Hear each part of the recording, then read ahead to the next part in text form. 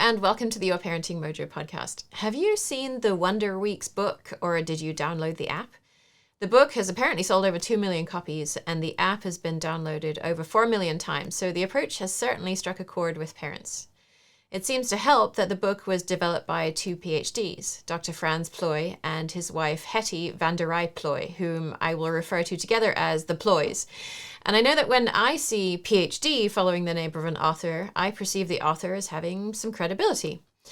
They've now been joined by their daughter, Zavaria Plaas Plooij, as the CEO of the Wonder Weeks. Apparently, Hetty actually died quite young in 2003, so when you hear me refer to Dr. Plooij later in the episode, it's Dr. Frans Plooij.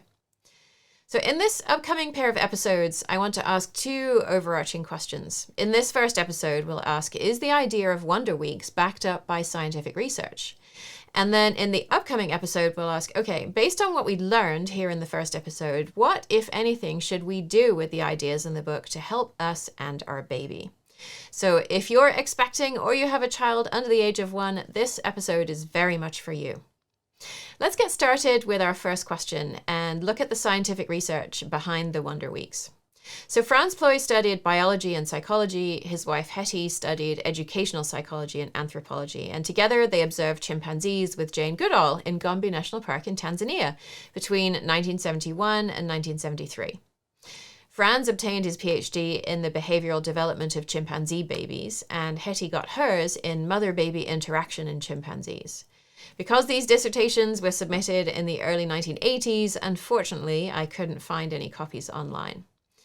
Possibly as part of their dissertations or in related work, the Plooijs noticed that baby chimpanzees seem to go through a series of what they termed regression periods, by which they meant a return to behavior like clinging to their mother and nursing often, which they hadn't done so much only a week or so previously. The Plooijs hypothesized that each of these regression periods was followed by a developmental leap, and they wondered whether similar periods might exist among human babies. Several previous researchers had generally coalesced around the idea that there are 4 major behavioral transitions in human babies. And in the late 1980s, the Plooijs began a research project to see if these were all of the transitions or if they could find any more. And they decided to do this by identifying periods of regressive behavior in babies because there was agreement in the literature that these regressive periods accompanied developmental transitions. They say that this literature finds that some sort of transitions do exist and that these occur at 2, 7, 12, and 18 to 21 months. Unfortunately, the literature here mostly consists of books rather than peer-reviewed papers. It's not an exaggeration to say you can pretty much publish anything you want in a book. That's why we have the peer review process in journals, so other people look at papers before they're published and check that they are grounded in previous literature. It isn't a perfect process by any stretch of the imagination, but at least you know someone who knows the subject has checked it out. The Plooijs cite 13 authors or sets of authors in support of this claim, so I tried to track each of them down. Unfortunately, 7 of them were book chapters or books themselves, and of course these are books published in the 1970s and 80s, so I wasn't able to get a hold of them. One paper was a discussion about relationships between peer infants, which isn't really related to what we're talking about. One was a newsletter, one was peer-reviewed and talked generally about development, but not specifically about developmental leaps. 2 papers by the same author did talk about shifts in development, but didn't specifically say at what ages they occur. One of the 13 papers by McCall and colleagues published in 1977 did specifically discuss finding shifts at 2, 8, 13, 21, and 30 to 36 months. So they agree with the Plooijs that there's a shift at 2 months, but other than that, there's complete disagreement on the timing of the shifts. They cite other research indicating hypotheses about more regression periods and conclude, quote, only after the regression periods are firmly established can one address the quest for the number and the nature of the biobehavioral transitions. So this is what they set out to do. The Plooijs were looking for the same kinds of regressive behavior that they had seen in chimps, which was seeking proximity to a preferred individual, usually the mother. When they worked with these chimps, they would primarily use direct observation, watching the chimps each month until they had 300 total minutes of observation time. They wanted to see if they could identify regression periods using a questionnaire and interview format with human mothers. So they developed a questionnaire that they gave to mothers who agreed to participate in their study. In their paper, they said the questionnaire asks if the child was more fussy than usual, if they were looking for more body contact, if they were sleeping less, if they feared other people, had more childish behaviors, ate less in a meal, had problems in changing and dressing, seemed to decrease their activity, wanted more cuddles from mom, and cuddling things other than mom. Obviously, not all of these things happened from the earliest ages. The first ones on the list happened at the earliest ages and continued, and the later ones on the list happened as the babies got older. As an additional source of information, a subset of the mothers were asked to record the infant's location and the kind of interaction they were involved in for an entire day once a week. The so-called check sheet was divided into half-hour periods, and the mothers were asked to record whether the baby had spent time on her lap, in contact with her, within 1.5 meters of her, in its playpen, in a chair, or in another room. She also noted whether the baby had been awake, asleep, crying, playing on its own, been fed, been changed, bathed, been carried around, and/or been played with by either her or others. A further subset of these mothers were observed directly by the ploys, who would code the interactions between the mother and the baby using the following criteria. Number 1, the baby's weight is supported by mother and their fronts are touching. Number 2, fronts are touching like in the first category, and also the mother's arms supporting the baby's back and head. Number 3, on the lap, meaning the baby's weight is supported, but there's no front-to-front contact. The baby might be facing a mother or have their back toward the mother. Number 4, they're in contact, so baby is standing or sitting on its own, but its body is touching its mother's. Number 5, the infant is within arm's reach, which is defined as 1.5 meters, but they aren't touching each other. Number 6, they're in the same room, but outside of arm's reach. And number 7, they aren't in the same room, and they're out of visual contact. These categories are considered to be mutually exclusive, so a mom and baby pair can only do one of them at once. The researchers noted that whenever the pair changed from one category to another, and the percentage of time was spent in each of the 6 categories was used, along with the questionnaire data. The main finding of this study, that took place over 20 months, was that most mothers found that at a certain age their babies were more tiring, difficult, and demanding, and that at other periods this was not the case. Difficult periods were accompanied by increased crying and body contact, and a decrease in the amount of sleep. The ploys called these periods regressions. To validate the questionnaire data, the ploys used the observational data and calculated the time that mother and baby spent in physical contact and plotted this against the baby's age in weeks. The observational data was pretty well correlated with regressive periods that the mothers reported in the questionnaires, which isn't massively surprising since they're essentially getting at the same information from the same research subjects in 2 different ways. Then they tried to link the regression periods with information that was already known about developmental shifts that babies make in their first 20 months. The ploys didn't do any statistical analysis with the data from the questionnaires. They simply looked for a high percentage of participants reporting similar data, which means their data are more likely to find a result where there really isn't one. They did do some statistical analysis for the subset of mothers they observed directly, looking at the relationship between the time the baby spent in body contact with the mother and whether it fell inside or outside of a regression period that the mother identified in the questionnaire. The generally accepted p-value is 0.05, which means if you get a p-value of 0.05 or less in your analysis, then your evidence is strong enough to reject your null hypothesis that there's no link between body contact between baby and mother's report of fussiness. Then we say your results are statistically significant. The ploys never explicitly state their null hypothesis, but we have to assume it's that there was no relationship between the observed data and the data from the questionnaire. The probability of the distribution of frequencies under the null hypothesis yielded a p-value of 0.03, which does not reach significance because that number is greater than 0.05. Once they combined the observations instead of looking at them individually, they did get very good significance with a p-value of 0.004, so much less than the p-value we're looking for. Okay.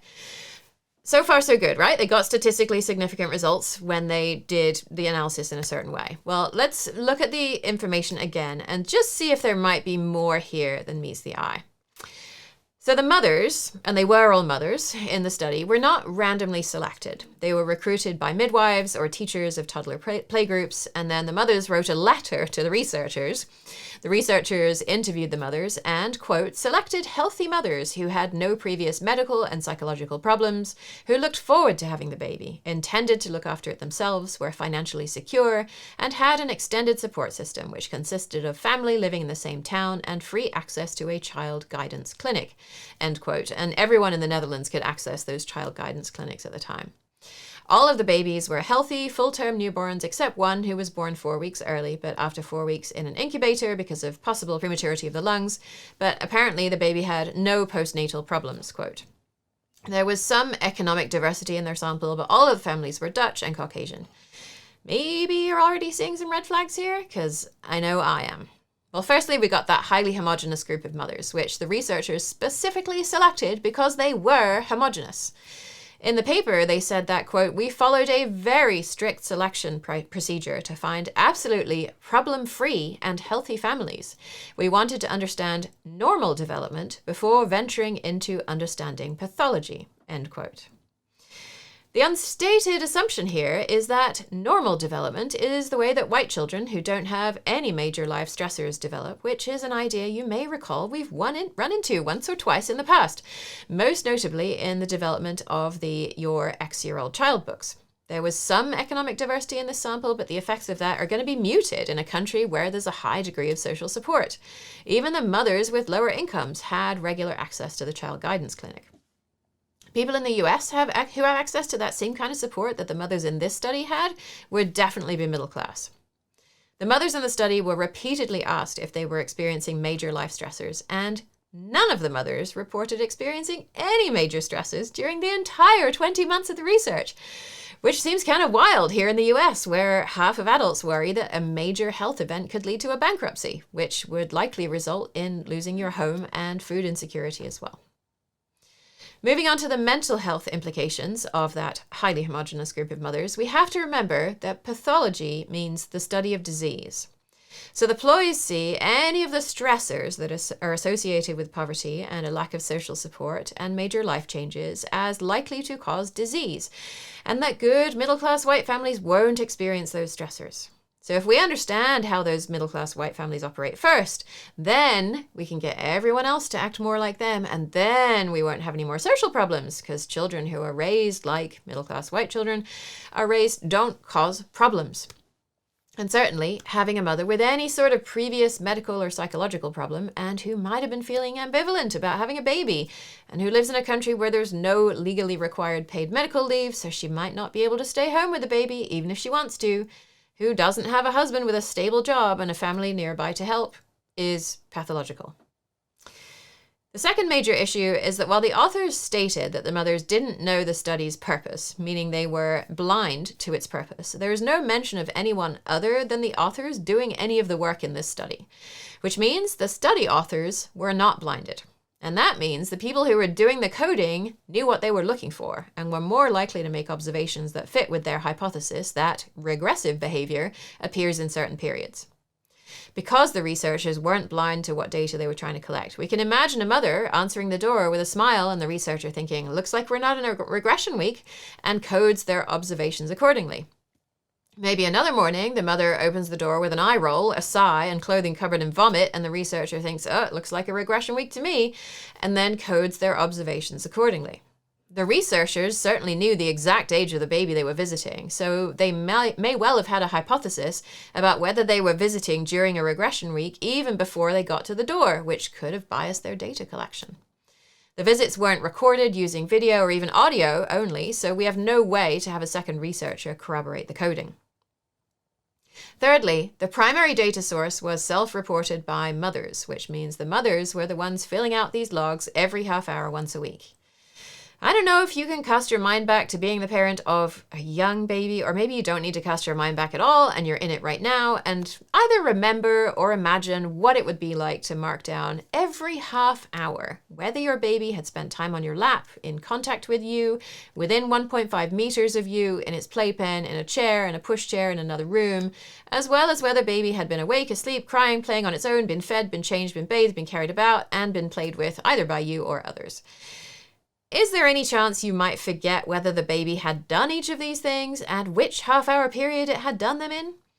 Is there any chance you might have forgotten to do the log entirely and done it in 5 minutes at the end of the day to the best of your recollection, relying generally on your impression of whether your baby seemed more or less fussy than usual at the moment and then backfilling the data to fit that? I'd say there's a decent chance that this did happen on more than one observation for each child, which means our data may not be very reliable.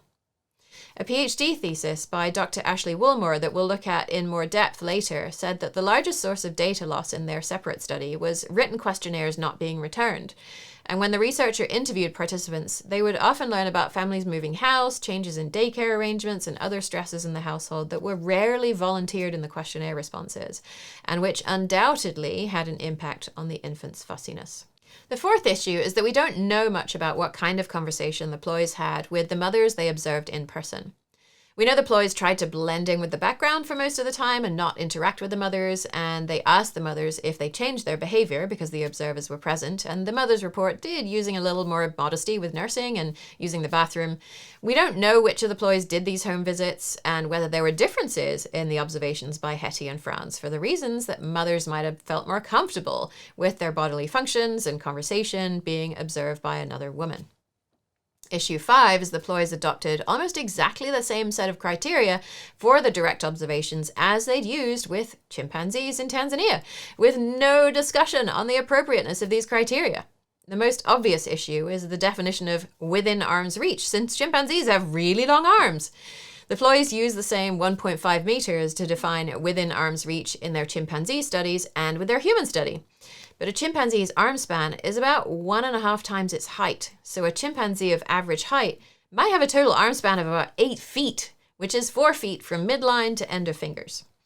By comparison, I'm about 5 feet 8, which is reasonably tall for a human woman, and the distance from my midline to fingertips is 3 feet, which is a 25% difference. So should the difference that's considered within arm's reach really be the same for both species? A similar issue arises in the 6th criteria in the observational study, which is within the same room but out of arm's reach. This criteria is a bit different from the categories that used with the chimps, which were within 5 meters, within 15 meters, and visible but over 15 meters away, since chimps move over a larger area than human mother-baby pairs do. In the observational data, the researchers coded time spent in the playpen or outside the playpen. And we think about both that and the amount of time mothers spend carrying their child, we start to realize how many cultural assumptions there are in this data collection. We don't have any information on what parenting practices these parents followed. Maybe they were following attachment parenting, which, by the way, is different from attachment theory. We covered that in episode 138 on most of what you know about attachment is probably wrong. If they were doing attachment parenting, then they were probably carrying their babies a lot more than average, potentially most of the baby's waking and even sleeping hours. And perhaps the babies fussed less because of it, because there's no need to fuss when you're seeking proximity to a caregiver and you're already touching them. And lest you get excited about attachment parenting and think that it's going to be the mythical parenting method that saves you from all crying, it's pretty common for former attachment parents to find my work when they get burned out from carrying their baby all the time, because carrying baby all the time is feasible when we live in a culture where we have a whole bunch of other adults around who can help carry the baby. It can be a recipe for burnout when we're trying to do all that by ourselves in our own house with no other support, and potentially with one or multiple other children's needs to consider. Or maybe these parents were following the Resources for Infant Educators approach, known as RIE, where we put babies on a mat and allow them to kind of entertain themselves for a good chunk of the day without needing as much interaction from us. Our family never had a playpen, and if they are used by parents practicing RIE, it's probably to help separate an older child from a younger child rather than as a way to contain a baby. I'm not saying that either of these methods is necessarily better for all mothers or all babies, but the parents do have different ideas about how to raise their children, and to the extent that we ignore this, the data about how much time they spend in proximity to each other has an awful lot of cultural issues that affect it that the researchers aren't considering. Issue 6 is that this study we're discussing was published in 1992, which was the same year as the Dutch edition of the Wonder Weeks book, which was published under a title in Dutch that translates to "Oops, I'm growing." The first English translation wasn't published until 2003. So the Ploys data on human subjects from one study hadn't even gone through full peer review by the time their instructional manual for parents based on their data was published, which seems a little bit forward to me. It's not like their work was confirming decades of research that came before it. These were pretty new ideas at the time. The Ploys state in their paper we've been looking at that, quote, "Of course it goes without saying that the phenomenon of regression periods should be firmly established in follow-up studies. One of the first things to be done, in our opinion, is to measure directly or more precisely the various aspects of the regression periods as reported by the mothers. For instance, the increases in crying can be measured by using a voice-activated tape recorder and calculating the number of minutes crying per day. Or the decreases in sleep can be kept track of by keeping a sleep log and calculating the number of awakenings per night. The increases in mother-infant contact can be directly observed and recorded with an event recorder as we did, but the observations should be carried out at least weekly in order not to miss any period. Now that we have a lead from the maternal reports, this has become possible," end quote.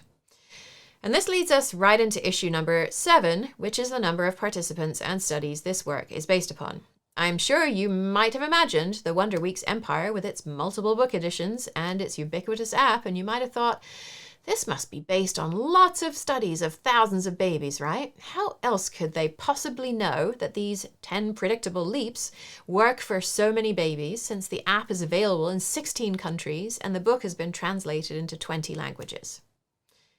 Well, okay, maybe not thousands of babies, that sounds like a lot, but it must be hundreds of babies, right? Hopefully many hundreds? Well, no, it isn't actually hundreds either. It isn't even 100. This initial study, which was the only study of the phenomenon of regression periods in human infants at the time the first book was published in Dutch, looked at 15 mother-infant pairs. 15. And then the researchers did the in-home observations, which were so important to understanding the regression periods, with 2 of the pairs. For initial study, 15 is not a terrible number. It can tell us if there's something there worth investigating in greater depth. 15 does not give us statistically great results. Okay, we've already talked about some of the statistics here, and I'm going to go into this kind of at a slightly deeper level. We need to understand 2 statistical concepts, right? Power and p-values. We already talked about p-values a little bit. Power is related to a number of things, but one is the failure to reject a null hypothesis. And we can typically consider a power of 80% or higher to mean there's a possibility of either correctly detecting an effect or accepting the null hypothesis. A null hypothesis is the opposite from what the researchers expect to find, right? They usually expect to find some interaction between 2 variables. So the null hypothesis is that there's no interaction between the 2 variables they're considering. And all the Ploys statistical analysis tells us is that mothers who report their babies are fussy at the moment tend to hold their babies for longer in that period. That's it. So coming back to our statistical significance issue, I do think we can assume the null hypothesis is there's no link between baby's body contact with mother and mother's report of fussiness, which would mean the mothers see their babies are fussy and are deliberately or non-deliberately spending less time holding the babies in those periods. So this p-value, right, stands for probability value. It's the number with describing the likelihood of finding the data that you found in your study, which you think tells you something important when there's actually no real effect. So actually the null hypothesis is true. In other words, it's telling you how likely it is your results happen by chance. So recall that the generally accepted p-value is 0.05. If your p-value is less than that, we say your results are statistically significant. And so power and p-values interact with sample sizes, which is why this is important here. And the main way to make sure you get enough power and a statistically significant result is to use an equation to calculate what sample size you should use. When you test more people, there's a greater chance that the result you're finding is actually because there's an effect to detect, not because all the people you happen to test all by chance have something in common. So if we want an 80% power level, which is also widely accepted in the psychology community, and a p-value of 0.05, this equation tells us we need a sample of 126. Which is over 8 times as many mother-infant pairs as the Ploys actually studied. With a sample of 15 that they used, if they have a power level of 80%, their p-value is 0.15, which no serious researcher would ever say is significant. Or if we hold that p-value of 0.05, we're looking at a power level of around 18%, not the 80% we wanted to be reasonably sure we're detecting an effect that's there, or knowing that we should accept the null hypothesis. So we should call this a pilot study, which is a study researchers do to find out if there's more worth investigating, but that they would never describe as offering definitive results. And we hope that the Ploys or other researchers did the follow-up studies using the voice-activated tape recorders or the sleep logs or weekly observations, right? Well, no. Now we turn our attention to the topic of replication, which is the idea that if the results in a study are real, that other researchers using the same methods will be able to find them as well. In 2003, Dr. Franz Ploy co-edited a book called Regression Periods in Human Infancy, which contained the results of 3 more studies on regression. The first was done by Dr. Marta Saderni and Dr. Carlos Rostran at the University of Girona in Spain, and they had an explicit goal of confirming Dr. Ploy's results that he had obtained in the Netherlands. Once again, these researchers selected mothers and babies of, quote, middle socioeconomic and cultural class, end quote, with sufficient social support and, quote, without any relational problems of any kind, end quote. We aren't told whether the mothers knew what the researchers were looking for or whether the mothers were blinded to the research, even if the researchers themselves weren't. Saderni and Rostran found regression periods with a mean length of 2 weeks and a range of 1 to 4 weeks. The distribution of the regression periods was much more diffuse than in Ploy's original study. The children were not always distressed to the same level within a regression period, and mothers were not always annoyed by the regression to the same degree. Overall, the picture is of data that is pretty fuzzy. There's something there, but it's much more difficult to see what it is. In a separate paper, Dr. Saderni, Dr. Ploy, and another colleague of Dr. Ploy's looked at the regression periods they found. So I compared these with the periods in the Wonder Weeks book. Both of them found regression periods at around weeks 4 to 5 and 8 to 9. Saderni found one at 12 to 14 weeks and then 16 to 20 weeks. While Wonder Week says there's one at exactly 12 weeks, and then a smooth period, and then another regression at 15 to 19 weeks. There's more agreement on a regression at what Wonder Week says is 23 to 26 weeks, and Saderni says is 24 to 27 weeks. Wonder Week says there's a regression from 29 to 30 weeks, which is a clear calm period for Saderni. And then they agree again a bit more with Wonder Week, saying that there are regressions at 34 to 37 weeks, 42 to 46 weeks, and Saderni saying 32 to 38 and 42 to 48, which are both wider windows than Wonder Week says. Saderni's last regression is weeks 48 to 53, which only slightly overlaps with the Wonder Week's regression of 51 to 54 weeks. So when we read in the study's abstract that, quote, a temporal relation between the regression periods found in earlier, meaning in the Ploy study, and the transition periods reported here, end quote, is sort of true. There is some kind of relationship. But there was no statistical analysis to understand the extent to which these 2 studies are describing the same regression periods or not.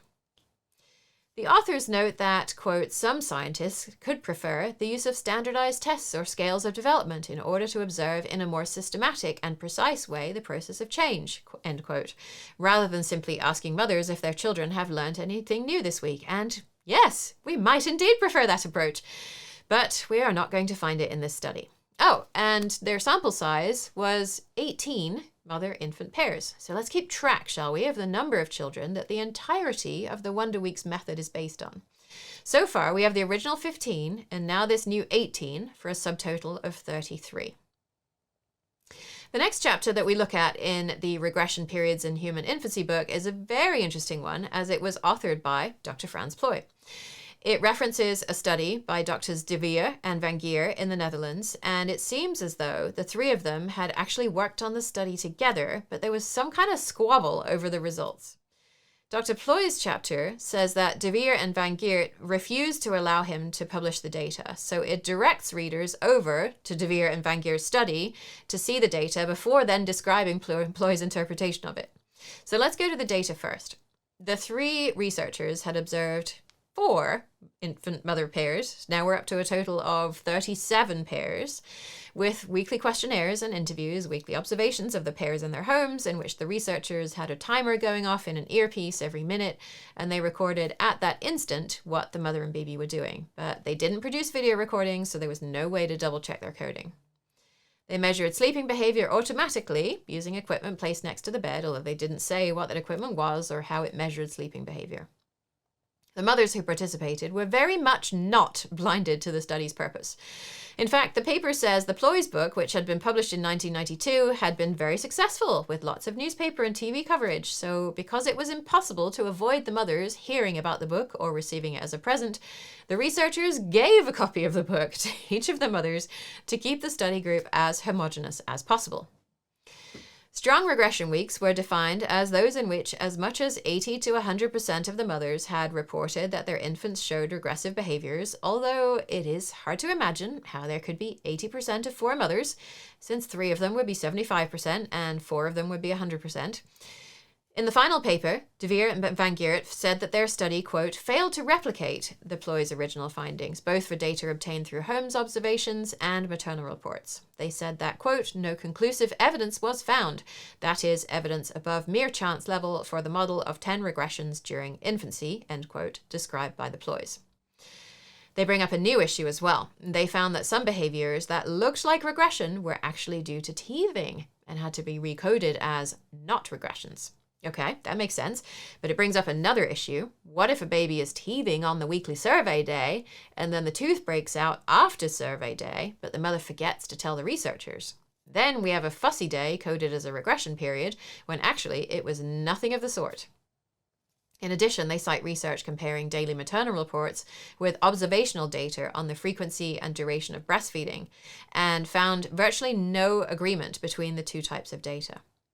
Given that the mothers in De Vere and Van Geert's study were being asked to recall a much greater constellation of behaviors than whether or not you're breastfeeding on a weekly basis, not a daily basis, they say that, quote, the reliability of their reports cannot be directly assumed. They go on to say that, quote, this being said, it still does not explain why, reliably or unreliably, the mothers of the Ploy study reported regression behaviors in the same weeks, end quote. Maybe we can hypothesize this is an artifact of their tiny sample size, which had such weak power that the Ploys accepted the test hypothesis when they should have accepted the null hypothesis, that there is no relationship between infant contact with the mother and mother reports of fussiness. A New York Times article reported on some of the controversy around the publication of the data in this specific study. So after the study was published in a peer-reviewed journal, Dr. Ploy publicly denigrated the findings due to the 2 babies in the study who were often left in playpens. Apparently, he also violated privacy ethics by saying publicly that one of the mothers was under psychiatric care and that it could have influenced her infant's behavior. The University of Groningen declined to renew his contract after the incident, although Dr. Ploy insisted he left by choice and that he did not interfere with the publication of Dr. De Vere's work, which had been alleged. So now that we kind of have the background on the study they started together and then separated on, right? We've looked at the data on that. Let's come back to Dr. Ploy's chapter in the Regression Periods in Human Infancy book, which is basically a rebuttal of De Vere and Van Geert's study. So Ploy identifies a number of reasons why De Vere and Van Geert may have failed to identify the same regression periods that he did. He restates the, quote, very strict selection procedure that was used in the original study. Because this was an attempted replication, the same selection criteria should have been used, but apparently wasn't. In addition, 2 of the mothers followed a very strict sleeping, contact, and feeding schedule of the type advocated in the 1920s and 30s, when mothers were explicitly told to ignore their baby's crying. The mother of the baby codenamed Infant F said she let her baby cry, quote, in order not to spoil it. If the baby woke up and started crying, the mother left it crying in bed if it was not yet the schema time to feed. If the infant cried, it was less likely to be held. At 4 weeks during the first regression period, the crying graph shows a peak and then the body contact decreases dramatically from 85% to 33%. Infant F starts smiling much earlier than the other infants and very quickly began smiling a lot more than crying because its mother would reward smiling with attention. Infant J and her mother were separated for 10 days at birth, and the mother did not object to this, saying that she, quote, was not up to it yet anyway. And both the mothers of infants F and J said in their entry questionnaires they were planning to use these strict schedules. So it's sort of a mystery why the 3 researchers working together at that point would accept these mothers into the study. The mother of infant E started childminding 2 other children in her home 34 weeks after the birth. And remember, in the original study, the mothers were supposed to be financially secure enough that they could plan to stay home with the baby and look forward to it without needing or wanting to work themselves because their husband's salary was sufficient. Of course, we're assuming they're in a cishet relationship and they could never be single mothers, because how could you possibly work and be so available to the baby that they can be in contact with you whenever they want if you're working? What we see here is a picture of a mother whose job it is to be available to the baby at all times. I'm not arguing that we should use the wake your child up when it's time to feed it approach, far from it. But I also think that if seeing the regression periods happen is so reliant on subsuming all of the mother's needs so baby can be in contact exactly when baby wants to be in contact, then something isn't right here. Another big thing that comes up in this chapter for the first time is the impact of mother's depression on parent-child interaction patterns. Other researchers have found 2 patterns of interaction between depressed mothers and their babies. So-called intrusive mothers engaged in rough handling, spoke in an angry tone of voice, poked at their babies, and actively interfered with their babies' activities. Withdrawn mothers were disengaged, unresponsive, and emotionally flat. Infants of intrusive mothers spent most of their time looking away from the mother and didn't look at objects either, and they didn't cry very much. Infants of withdrawn mothers are more likely to protest and be distressed. Still more researchers have found that depression lasting longer than 6 months has this kind of effect, and that maternal postnatal depression can affect the length and timing of regression periods. One of the mothers in de Vries and Bangeert's study was depressed, which means that 3 of the 4 mothers in the study should not have been selected under replication criteria. And all of this explains why de Vries and Bangeert's study failed to replicate the Ploy's original study, and it makes sense. These authors weren't the only ones to find that the significant findings completely disappear when the mother is depressed. The Wonder Weeks book does mention depression, in that it exists and that you should, quote, look for the help you need and don't be embarrassed to ask for it, as if everyone could actually afford to go to therapy when it isn't usually covered by insurance. There's a comment slid in there that, quote, today's men are just as big a part of parenting as women and go through it all too, end quote. When, sure, men listening to this podcast probably are more involved than the average man, but they're not going through it in exactly the same way that birthing parents go through it. And the biggest point here is that the book never mentions that the data on when regression weeks show up doesn't fit the pattern if the mother is depressed. Dr. Woolmore found a delay of the regression week by about a week in infants whose mothers were depressed, but argues that it, quote, seems improbable that this would have a detectable impact on human development, end quote. But Ploy goes on to draw 5 main conclusions from de Vries and Bangeert's data. Firstly, that age-linked regression periods are reflected in direct observations of body contact, quote, under normal circumstances. Thereby, the phenomenon is once again validated by direct observations, end quote. So the model works under normal white middle-class circumstances. Secondly, under special parental conditions like rigid schedule care or depression and phobias, direct observation methods are not chaotic and do reflect age-linked regression periods, but you have to look for the right signals. The researchers observing infant F realized the baby would smile when he was distressed because crying was so ineffective at getting his mother's attention. So what if this was the case with some other parents too? What if some of the parents in the original study were using a slightly less strict version of infant F's mom's parenting methods, and sometimes the child smiles instead of crying, and in 13 of the 15 cases where the mothers filled out questionnaires but were never observed directly, the researchers probably would not have had any idea. And also, if you're depressed and have had a hard time responding to your baby, and your baby smiles at you instead of crying, it's possible that this indicates a regression week. And what if there are other issues that affect relationships like depression? And what if there are other signals than crying and smiling that we know nothing about? Thirdly, quote, it has proven important to filter out large peaks in body contact that can be explained by obvious external circumstances such as chaos, travel, and training, crawling, or bipedal walking, end quote. Some parents train their babies to crawl by physically moving the baby's limbs. So of course, mother and child are going to be in physical contact if that's happening, and also if they're training the child to walk by holding the child's hands. It's the chaos that most interests me in this statement, because chaos is a word that can describe all of the things that the ploys don't want to see in their study participants. Chaos could mean the uncertainty that comes with not being white and middle class and financially stable and having lots of family support and being in perfect mental and physical health. All of these could lead to the child seeking increased contact with the mom, or maybe even with the dad if he was the only person available. But these things are called life. They happen to all of us, not all at the same time, and to some of us more than others, but what good is a model that can only be applied under so apparently perfect circumstances? The fourth of Ploy's conclusions is that the context, parenting regime and attitude, and the age of the child have to be taken into account in the analysis. Well, obviously yes on the age, obviously yes on the context, parenting regime and attitude, but this was never considered in the Ploy's original study. Finally, quote, data of individual mother-infant pairs have to be analysed separately and cannot be lumped, end quote. This is interesting and sort of strange, because if the regression periods are so universal that they are applicable to all children, why do we have to analyse the data of individual pairs separately? Plus, you might remember from our description of the analysis done in the Ploy's very first study that they only got statistically significant results once they combined all of the mother's results together.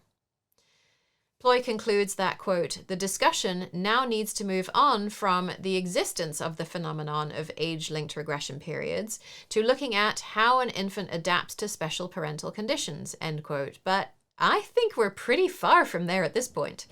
We thought we had 37 mother-infant pairs contributing data that corroborates the fact that regression periods exist, but actually we now have 34 pairs that do this and 4 that seem to show the opposite.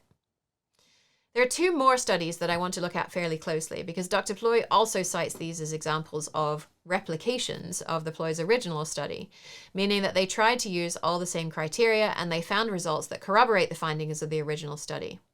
The first was conducted by Drs. Woolmore and Richer in the UK and has the not incredibly promising title of Detecting Infant Regression Periods, Weak Signals in a Noisy Environment. This study reported data from 30 mothers involved in a larger study that turned out, once I'd done some digging, to be Dr. Woolmore's PhD thesis. So we're now up to 64 children across all of our studies supporting the hypothesis. Dr. Woolmore's thesis looked at the difference in regression periods among depressed and non-depressed mothers. But in this book chapter, they only report data on the non-depressed mothers without explaining any more about the larger study or the ways that depression was shown to impact the results. So in this chapter, we see the actual questionnaire that the researchers use in these studies for the first time, where they first ask if the baby cried or fussed more easily or had more mood swings, and then to continue with the rest of the questionnaire. If not, it's not a regression week. The second question asks about whether the child wanted more physical closeness or was more demanding of mother's attention. Again, continue if these are present. It's not a regression week if they aren't. Finally, if at least 2 of the following are present, it's a regression week. The child had sleeping problems or nightmares, had eating problems, resisted being changed, was shy with strangers, was less vocal, was less active, sucked their thumb more often, behaved more babyishly, was jealous, wanting mother all to themselves, was very naughty, was very friendly, or threw more temper tantrums. The questionnaire doesn't specify what eating problems mean, so who knows what the mothers interpreted that as meaning. The Ploys say at various places in the Wonder Weeks book that, quote, both breastfed and bottle-fed babies can temporarily have smaller appetites, end quote, when they approach a leap, and that, quote, during a fussy phase, breastfeeding babies often want to nurse more. It may seem as though they're nursing all day long, end quote. So both feeding more and feeding less are potential signs of a leap in the book, although how they know that from a questionnaire that asks for a yes or no response to a question on whether baby has eating problems remains a mystery. Okay, so let's look at that list of behaviors in the questionnaire, because there are some interesting items on it. I imagine sleeping problems is somewhat self-explanatory for most parents, although I'm not sure how we can tell if a child who's less than 2 years old has nightmares. On resisting being changed, being very naughty, and throwing more temper tantrums, what I see is a child whose needs we don't understand. Why are they resisting being changed? Why are they being naughty? We have no idea. Maybe they have a need for autonomy. Maybe they don't want to stop playing. Maybe they don't like being cold when they're stripped half naked. We have no idea. All we're being trained to see is resistance, which is apparently indicative of a regression period. But what if it isn't? My daughter was shy with strangers every time she met them, and she always wants me to all to herself, so who knows how that would have encoded. Plus, being very shy with strangers and being very friendly are both indicators of regression periods, which seem like they can be in opposition. Being less vocal is considered a regression item, but being fussy is a primary regression item. So how could you make it through the first question about more fussiness and then also say yes to was less vocal? We do know that not all of the babies in this particular study were firstborns. We don't know about any additional pregnancies or births that happened during the study. As you may well know, acting babyishly can be a response to sibling dynamics, and it can also happen in response to finding out that another baby is on the way. Although the researchers say that, quote, in signal detection theory terms, these, meaning their results, are weak signals within a lot of noise, so there is an increased danger of making both false negative and false positive findings, they go on to say that their results provide, quote, strong support for the PLOY's findings for existence and timing of regression periods at weeks 12, 17, and 26. And they call this strong support, even though during the peaks, regression periods are only reported by 40 to 75% of participants. They didn't start collecting data until 10 weeks, so as to make sure to have data from children who were overdue. So they missed the week 4 and the week 8 leaps. They don't say why they stopped at week 26. They noted they had been able to identify regression periods in children of depressed mothers, but that the timing and duration was different. And when they combined all the data, then all significant findings disappeared. This is sort of getting worrying because between 13 to 17% of mothers in the US do experience depression, with an especially high proportion of Latina mothers having it. But the Wonder Weeks book doesn't ask mothers if they're experiencing depression, and if they are, that this separate set of patterns applies to you. It also begs the question, what other patterns are we missing by looking at these highly homogeneous samples in the studies? What patterns would we find among children of mothers who work, or single parents, or neurodivergent parents, or neurodivergent children who are obviously way too young to be diagnosed? How can we possibly know if this book is relevant to us or not? Woolmore and Richer introduce yet more reasons why this data is difficult to understand. This is the first time I've seen that the timing of regression periods is based on gestational age and not from age of date of birth. I was so surprised by this that I had to look closely at the book to find the single mention that the method is based on due dates. So I ran a survey in the Your Parenting Mojo Facebook group to see if anyone else had missed this. And I found that 70% of the people who responded said they did follow the Wonder Week system with their baby. That was actually a lot more than I expected, especially since there are a lot of new apps on the market now to track every aspect of your baby's development. Of those 70% of the people who used the Wonder Weeks, a whopping 18% of parents hadn't realized the correct date to use is the due date rather than the birth date. Of course, in the studies, the researchers are the ones making all these calculations, but if all you have is the book and you miss the single time this is mentioned, you might be forgiven for wondering why on earth this system doesn't seem to apply to your child. But it turns out we weren't the only ones to miss this. In his PhD thesis, Dr. Woolmore says, Van der Wright and Ploy do not make it absolutely clear that the gestational age of the infant is used to determine the timing of the regression periods. However, their use of gestational data was later confirmed. During the planning phase of this project, the issue was not considered.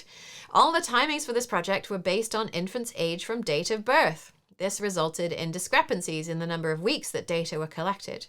For example, when prospective parents were referred slightly late, i.e. during the infant's 12th week, and the infant was also 2 weeks overdue, the study could only start during the infant's 15th week based on gestational age. Oops. They also say there's a problem inherent in using a timing unit as long as 1 week, which meant the researchers would call the mothers on a weekly basis. The weeks were rounded, so an infant that was 7 weeks and 3 days old is in week 7, while one that is 7 weeks and 4 days old is in week 8. And while we're at it, why do we consider the week an appropriate resolution to study this kind of issue at all?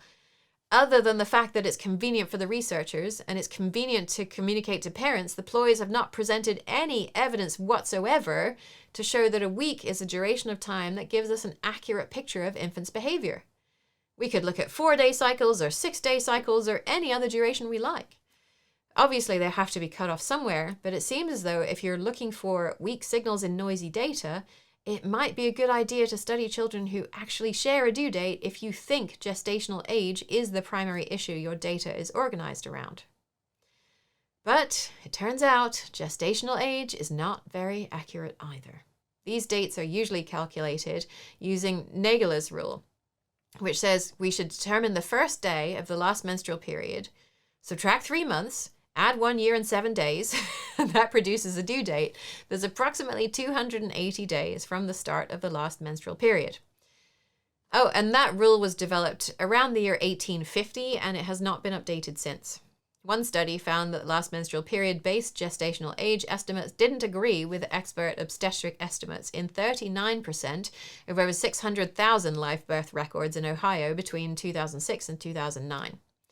It also assumes a 28-day menstrual cycle and ovulation on day 14, when 1% of people who menstruate in one study of over 600,000 cycles have cycles of 15 to 20 days, 7% have cycle lengths between 36 and 50 days.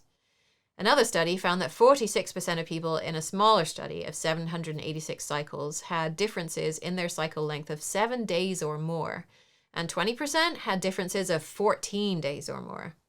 And the differences are not randomly distributed. One study found the gestational length for white first-time mothers is 7 days shorter than would be expected using Naegele's rule. There's also no one perfect method of determining the ovulation date, which varies from one person to the next. So this whole idea is based on understanding the exact gestational age of your baby, which is not an exact science itself at all. Dr. Woolmer's study introduced even more suggestions for reasons why children might exhibit regressive behavior that aren't actually regressions. Things like changes in the family routine, the arrival of a new caretaker, as well as separation from the mother, family stress we've been discussing, but the survey doesn't ask about any of these things. It doesn't say, is your child showing any signs of regressive behavior that aren't explained by changes in the family routine, the arrival of a new caretaker, separation from the mother, family stress, or any of the other issues we've been talking about in this episode. So what if those things are happening and we attribute it to a regression, but it isn't really? The researchers say there were hints of these ideas in the data, but it was not possible to test them systematically, and in any event, it is unlikely that all sources of noise can ever be eliminated. Which brings up the question that underpins this episode. If we can't eliminate the noise, what's the point of understanding the regressions?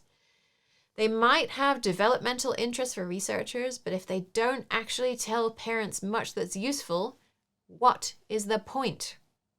And I thought of another issue related to all these family stressors. What if the baby was essentially the same from 1 week to the next, but the mother was feeling more tired or stressed out or even sick, and the very same behavior that seemed fine last week suddenly seems clingy and overwhelming, and mother reports regression-like behavior when it isn't even there?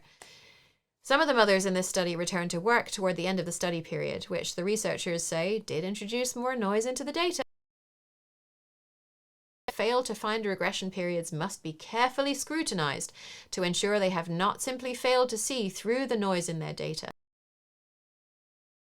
to find the phenomenon for the phenomenon's non-existence, end quote. The final conclusion they draw about their data is that researchers should, quote, be careful about heterogeneity in the sample of participants, especially the existence of maternal depression, end quote. But the Wonder Weeks book presents this information as if it's relevant to everybody from every background in every country, with no mention of physical or mental challenges or any other variables we've discussed. The depressed mothers in these studies had babies with clear fussy periods at weeks 15 and 17, not the long peak between 14 and 18 that Dr. Wilmore was expecting to find. He found a peak at week 25 instead of the expected 26, but each of these findings is from a different data set, data that was corrected for gestational age and removing children with illnesses, and data without these corrections. No single set of data from depressed mothers matched the ploys data, and yet the ploys never mention in the book that depressed mothers can expect very different regression period timing. The final study that I want to look at from this book was a study in Sweden of 17 firstborn infants. So now we have a grand total of 82 children across these 4 studies. The children were divided into 2 groups, with 8 mothers responding to the usual weekly questionnaire and interview guide translated into Swedish. 9 dyads were in the observation group, which was further divided into 2 cohorts. One was observed from 2 weeks to 7 or 9 months, and the second from 7 or 9 months to 15 months. No explanation given as to why all this subdivision happened, or what, if any, impact it might have had on the results. During the period when the observation group children were not being observed, they were followed by questionnaires that the mothers answered. The observations consisted of 3-hour home visits once a week when the researcher recorded the amount of time mother and infant had body contact and the amount of time baby cried. Fretting and fussing were recorded once every 60 seconds. Due to confounding factors like illness, the number of infants included in the analysis varies from 13 to 16 per week, which we have to imagine happened in the other studies as well, but no other authors explicitly state this or told us how they accounted for it in their analysis.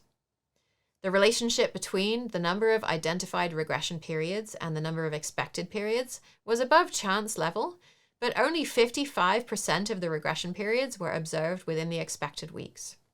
Over 60% of the children were identified as regressive during weeks 14 to 19,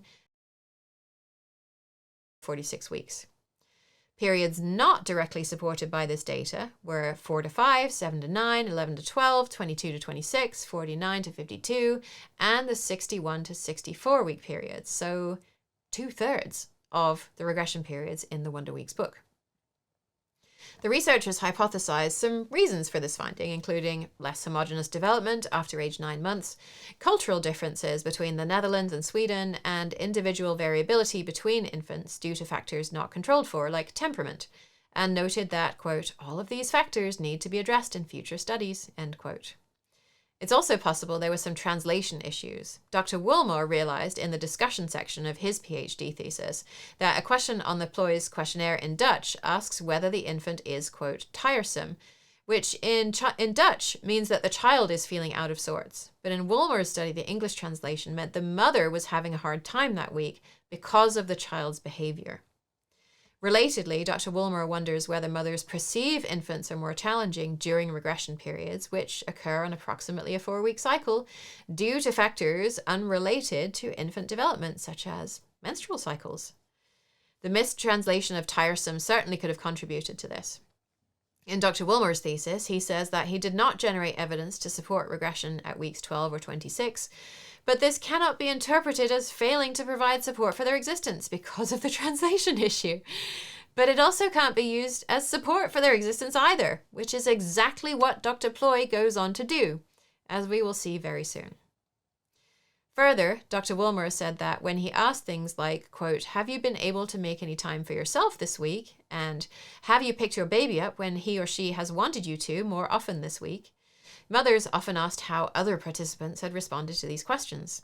Some mothers seemed reluctant to give responses that could be interpreted as them struggling to look after their baby, an issue which would be totally missed in the yes or no responses to written questionnaires.